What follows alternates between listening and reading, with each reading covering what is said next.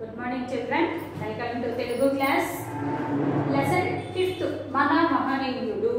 Mahaniyudu. దీనికంటే ముందు మనము ద 5th లెసన్ కి ఫ్రంట్ లో మన లెసన్ గురించి ఎక్స్ప్లెయిన్ చేయడానికి స్ఫూర్తి అనే ఒక చిన్న స్టోరీ ఇచ్చారు. అది మనం చదవాల్సిన పని లేదు, కానీ ఏంటంటే దాంట్లో మంచి నీతి అనేది ఉంటుంది. దాన్ని తెలుసుకున్నట్టయితే ఆ స్ఫూర్తి అనేది మనం ఎలా చేసుకోవాలి అనేది అర్థమవుతుంది. ఈ లెసన్ కి ఇంట్రడక్షనరీ లెసన్ అనమాట. అది స్ఫూర్తి అంటే అనగనక పూర్వకాలంలో ఓ చిన్న స్టోరీ అనమాట. పూర్వకాలంలో ఒక రాజు ఉండేవాడు, విక్రమసింహుడు. మగధ రాజ్యానికి విక్రమసింహుడు అనే రాజు ఉండేవాడు. ఆయన చాలా ప్రజలందరినీ కన్నబిడ్డల్లాగా చూసుకుంటూ రాజ్యాన్ని చక్కగా పాలించేవాడు. చాలా మంచివాడు అనమాట. దానగుణం దయాగుణం కలిగిన రాజు. ఇలా ఉండి ప్రజల్ని కన్నబిడ్డల్లాగా చూసుకుని అందరిలో మంచి పేరు తెచ్చుకున్నాడు, మంచి రాజు అని. అలా మంచి పేరు తెచ్చుకున్నారు అంటే ఊరుకోరు కదా, పక్కనున్న రాజ్యాల వాళ్ళు ఈ రాజ్యం బాగుంది దాన్ని ఏం చేస్తారు, ఆ రాజు మీద దండెత్తుతారు. దండెత్తడం అంటే యుద్ధానికి వస్తారు. ఈ రాజు దగ్గర ఏమో సైన్యం చాలా కొంచెం ఉంది. అందరు రాజులు కలిసి ఈ మీద దండెత్తేసరికి ఏమవుతాడు, ఈ రాజు ఓడిపోతాడు. విక్రమసింహుడు ఓడిపోయి నా ప్రజల్ని, నా కన్నబిడ్డలు లాంటి నా ప్రజల్ని, నా రాజ్యాన్ని పోగొట్టుకున్నాను, ఇంకెందుకు నేను బ్రతకడం వేస్ట్ అనుకుని ఏం చేస్తాడు, ఒక గృహలోకి వెళ్ళిపోతాడు. కొండ గృహలోకి, అడవుల్లోకి వెళ్ళిపోయి కొండ గృహలోకి వెళ్ళి దాక్కొని చాన్నాళ్ళు ఇంకెన్నాళ్ళు ఇలా బ్రతుకుతాడు, నేను ఉండలేను, నేను ఇలాగా చనిపోవాలి అని నిర్ణయం తీసుకుంటాడు.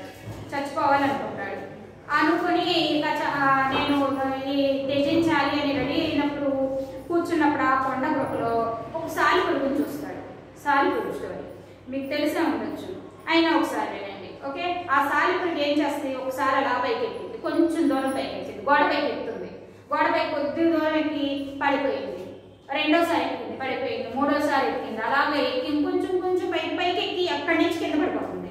ఆ రాజు అలా సాలిపురుగుని గమనిస్తూ ఉంటాడు. అలా ఎక్కి ఎన్నిసార్లు ట్రై చేసి అది లాస్ట్కి ఎన్నో 15-16 అటెంప్ట్స్ ఎక్కిన తర్వాత అప్పుడు లాస్ట్ గోడకి పైకి వెళ్ళిపోతుంది. అది ఆ మహారాజు చాలా అబ్జర్వ్ చేస్తాడన్నమాట. చూసి అప్పుడు ఏమనుకుంటాడు, ఒక్క చిన్న సాలిపురుగే ఇన్నిసార్లు ప్రయత్నించి సాధించింది కదా, మనిషిని అయి ఉండి నేనెందుకు సాధించకూడదు, నేనెందుకు ఓడిపోయాను అనుకోవాలి అని అప్పుడు ఇన్స్పైర్ అవుతాడు అనమాట మహారాజు. అప్పుడు ఏం చేస్తాడు, అప్పుడు సైన్యాన్ని అందరినీ, తన దేశం సైన్యం ఉంటారు కదా, వాళ్ళందరినీ గ్యాదర్ చేసుకుంటాడు. చేసుకుని అందరినీ శిక్షణ ఇచ్చి మళ్ళీ అలాగే ఒకసారి మళ్ళీ యుద్ధానికి వెళ్తాడు. ఆ తన రాజ్యాన్ని ఎవరైతే ఆక్రమించుకున్నారో శత్రు రాజులు వాళ్ళ మీద యుద్ధానికి వెళ్తాడు. అలాగే ఓడిపోతాడు, ఒకసారి 2 సార్లు అలా ఓడిపోతాడు. ఎన్నిసార్లు ఓడిపోయినా ఆ సాలిపురుగు యొక్క పట్టుదలని గమనించిన, అబ్జర్వ్ చేసుకున్న రాజు ఏం చేస్తాడు, అలాగే మళ్ళీ ప్రయత్నించి చివరికి తన రాజ్యాన్ని తాను దక్కించుకుంటాడు.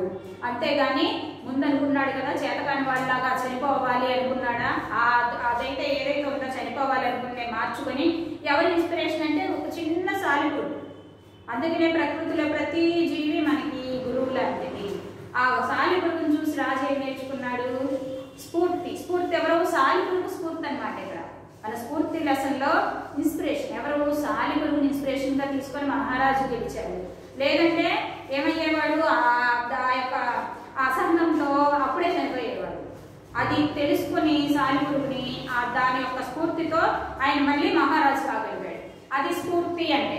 ఆ స్ఫూర్తివంతులు మన మహనీయులు. అలాంటి స్ఫూర్తివంతులు దేనికి ఏదైనా ఓటమి వచ్చింది అని దిగులు పడిపోయి ఉండకుండా మళ్ళీ గెలవడానికి ప్రయత్నించిన వాళ్ళు అన్నమాట వీళ్ళందరూ. అదే ఈ చిన్న కథ ద్వారా మన లెసన్ గురించి ఎక్స్ప్లెయిన్ చేద్దాం. మన యొక్క మహనీయులు అంటే చాలా గొప్పవారు. ఎవరు వాళ్ళు, మన స్వాతంత్రం కోసం పోరాడి, మన దేశం కోసం పోరాడి వాళ్ళు వీళ్ళందరూ. మన లెసన్ లో ఇది నాన్ డీటెయిల్ లెసన్, 4 గురించి ఇచ్చారు, వాళ్ళ గురించి చూద్దాం. అమరజీవి పొట్టి శ్రీరాములు. ఫస్ట్ ఆయన ఎవరు, అమరజీవి అంటే వాళ్ళ ఇంటి పేరు కాదు, అంటే చావు లేనివాడు. అమరుడు అంటే ఎవరు, చావు లేనివాడు. అంటే చావు లేనివాడు అంటే ఆయన చచ్చిపోలేదని కాదు, చనిపోయాడు.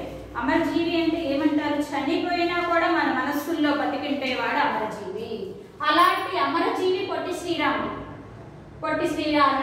ఆయన ఏం చేశాడు మరి, అంత మన మనసుల్లో బ్రతుకుంటే అంతగా ఆయన ఏం గొప్ప పని చేశాడు అంటే, ఆ ప్రత్యేక ఆంధ్ర రాష్ట్రం కోసం పోరాడాడు. ఆయన 1901 సంవత్సరం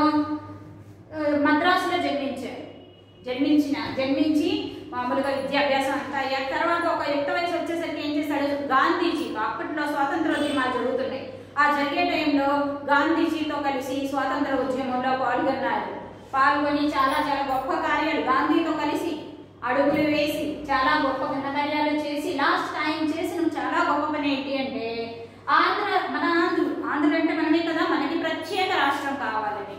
మొన్న ఈ మధ్యన తెలంగాణ ఆంధ్ర విడిపోయినాయి చూసారా, తెలంగాణ వాళ్ళు అలాగే మాకు ప్రత్యేక రాష్ట్రం కావాలని విడిపోయారా.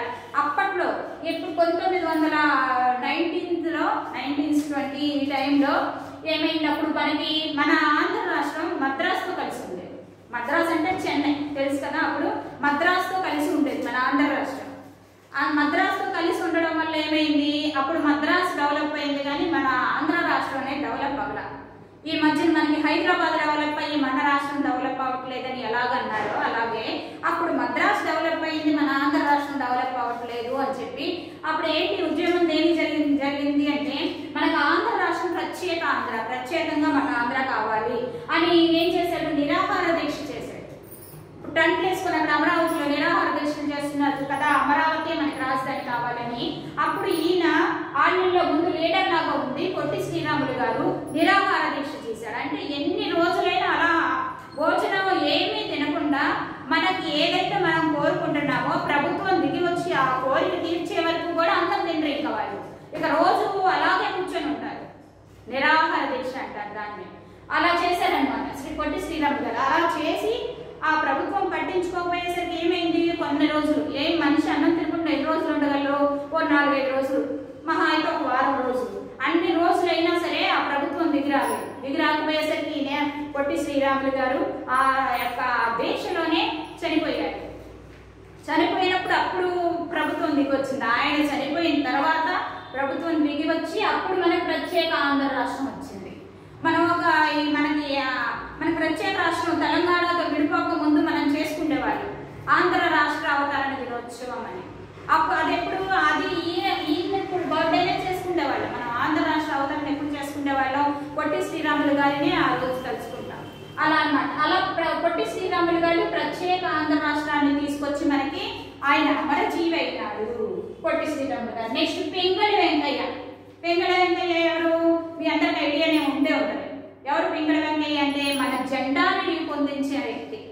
మనము 3 రంగుల జెండా తెలుసు కదా, మన జాతీయ జెండా 3 రంగులు ఉంటుంది. ఆ జాతీయ జెండాను రూపొందించడం అంటే అసలు స్టార్టింగ్ లో జెండా తెలియదు మనకు. ఇప్పుడు ఆ జెండా ఉంది కాబట్టి మన జాతీయ జెండా అనుకుని అంటున్నాం. అసలు జెండానే లేకముందు బ్రిటిష్ వాళ్ళు ఉన్న టైంలో జెండా లేదు మనకంటూ ప్రత్యేకంగా. అప్పుడు ఆ జెండాను చేసింది ఈయన పింగళి వెంకయ్య. ఈయన 1878 ఆగస్టు 2వ తేదీన కృష్ణా జిల్లాలోని పెనమరులో జన్మించారు. ఈ జెండా ఈయన కూడా గాంధీతో పాటు స్వతంత్రోద్యమంలో పాల్గొన్నాడు. గాంధీజీ స్ఫూర్తితో స్వతంత్రోద్యమంలో పాల్గొని గాంధీజీతో కలిసి నడిచి అలా ఉంటున్నప్పుడు అప్పుడు గాంధీజీ అన్నారు ఒకసారి, వెంకయ్య గారు మన జాతికి ఒక ప్రత్యేకమైన జెండా కావాలి అని గాంధీజీ అడగడంతోనే 3 గంటల్లో జెండా రూపొందించేసి డిజైన్ చేసి జెండాలు ఇచ్చేసాడు గాంధీజీకి. అప్పుడు ఫస్ట్ స్టార్ట్ అయిన జెండా ఎలా ఉంది, రాట్నం ఉంది. ఫస్ట్ స్టార్ట్ అయిన జెండాకి రాట్నం మధ్యలో మనకు 3 కలర్స్ మధ్యలో రాట్నం ఉంది. ఆ రాట్నంతో తర్వాత మళ్ళీ ఆ రాట్నాన్ని తీసేసి అశోక చక్రాన్ని పెట్టారు. ఫస్ట్ జాతీయ వెంకయ్య గారు రూపొందించిన జెండాకి రాట్నం ఉండేది. అలా రూపొందుతూ జాతీయ వెంకయ్య గారి పేరుతో మన జాతీయ జెండాని రూపొందించారు. Okay children. Next Paidimarri Venkata Subbarao. ఈయన ఏం చేశారు, పైడిమర్రి వెంకట సుబ్బారావు అంటే మన జాతీయ ప్రతిజ్ఞ తెలుసు కదా, భారతదేశం నా మాతృభూమి, భారతీయులందరూ నా సహోదరులు. మీరు రోజు స్కూల్కి రాగానే ప్రేయర్ చేస్తారు. ఆ ప్రేయర్లో ఏం చేస్తారు, first India is my country, all Indians are my brothers and sisters అని చెప్తారు కదా ప్రేయర్లో. అది రాసింది ఈయన అనమాట, పైడిమర్రి వెంకట సుబ్బారావు. ఆయన రాశాడు ఆ ప్రతిజ్ఞని. ఆయన రాయబట్టి ప్రతిజ్ఞని మనం అందరం రోజు ప్రేయర్లో చెప్పుకుంటున్నాము, కానీ ఆయన పేరు మాత్రం మనకు తెలియదు. చిల్డ్రన్ కదా, కాబట్టి పేరు తెలుసుకోండి, పైడిమర్రి వెంకట సుబ్బారావు. ఈయనే మన ప్రతిజ్ఞ రాశాడు. మనం రోజు స్కూల్లో పాడతాం అదే, భారతదేశం నా మాతృభూమి. ఇది రాసింది పైడిమర్రి వెంకట సుబ్బారావు. ఈయన 1916 జూన్ 10న నల్గొండ జిల్లాలో జన్మించారు. ఈయన ఒక ఉపాధ్యాయుడిగా పనిచేసి అలా ఉపాధ్యాయుడిగా పనిచేస్తూ పిల్లలకి మన దేశం మీద భక్తి కలిగించాలి అనే ఒక సంకల్పంతో ఆయన ప్రతిజ్ఞ రాయడం జరిగింది. Okay, next Sundarambadi Shankarachari. సుందరంబాడి శంకరాచారి ఈయన ఒక మంచి బ్రాహ్మణుడు అనమాట. ఈయన చాలా భాషావేత్త, బహుభాషావేత్త. ఈయన అన్ని భాషల్లో ఎన్నో కవితలు రాశారు. కవితలు రాసి ఏం చేశారు తర్వాత 1914 ఆగస్టు 10న తిరుపతిలో జన్మించారు. భాషావేత్త అంటే తెలుగు భాష కోసం ఎంతో కష్టపడి తెలుగు భాషను డెవలప్ చేయడానికి ఎన్నో గ్రంథాలు చాలా రాశారు. వాటితో పాటు మా తెలుగు తల్లికి మల్లె పూదండ, ఎప్పుడైనా సాంగ్ విన్నారా? చాలా బాగుంటుంది కదా. ఈ సాంగ్ రాసింది ఈయన. మన తెలుగు తల్లి. తెలుగు తల్లి అంటే మన తెలుగు వాళ్ళందరూ తెలుగు మాట్లాడతాం కదా. మనం తెలుగు మాట్లాడే భాషకు ఒక తల్లిని మనం ఇచ్చామన్నమాట. ఆ తెలుగు తల్లి, ఆ తెలుగు తల్లికి మల్లె పూదండ, ఆ సాంగ్ రాసింది